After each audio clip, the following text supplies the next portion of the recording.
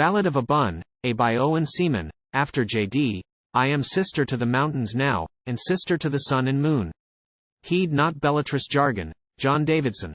From Whitsuntide to Whitsuntide, that is to say, all through the year, her patient pen was occupied with songs and tales of pleasant cheer.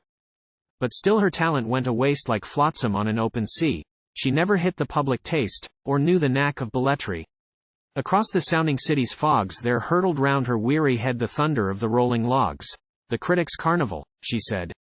Immortal Prigs took heaven by storm, Prigs scattered. Largesses of praise. The work of both was rather warm. This is, she said, the thing that pays. Sharp envy turned her wine to blood, I mean it turned her blood to wine. And this resolve came like a flood, the cake of knowledge must be mine.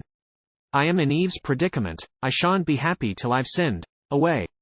She lightly rose, and sent her scruples sailing down the wind. She did not tear her open breast, nor leave behind a track of gore, but carried flannel next her chest, and wore the boots she always wore.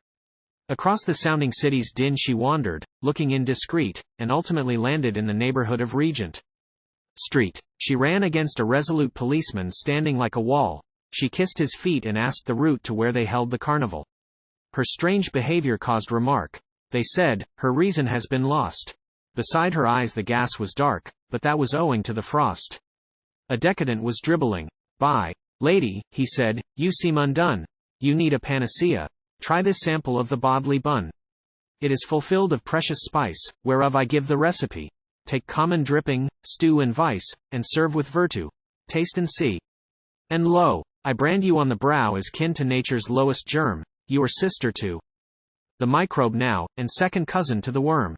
He gave her of his golden store, such hunger hovered in her look. She took the bun, and asked for more, and went away and wrote a book.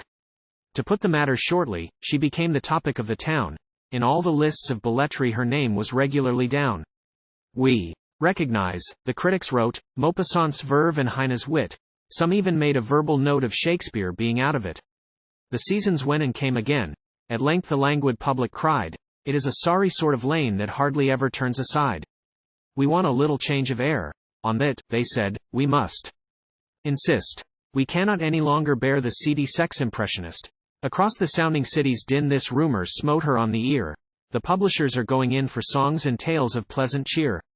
Alack, she said, I lost the art, and left my womanhood fordone, when first I trafficked in the mart all for a mess of bodily bun. I cannot cut my kin at will, or jilt the protoplastic germ. I am sister to the microbe still, and second cousin to the worm.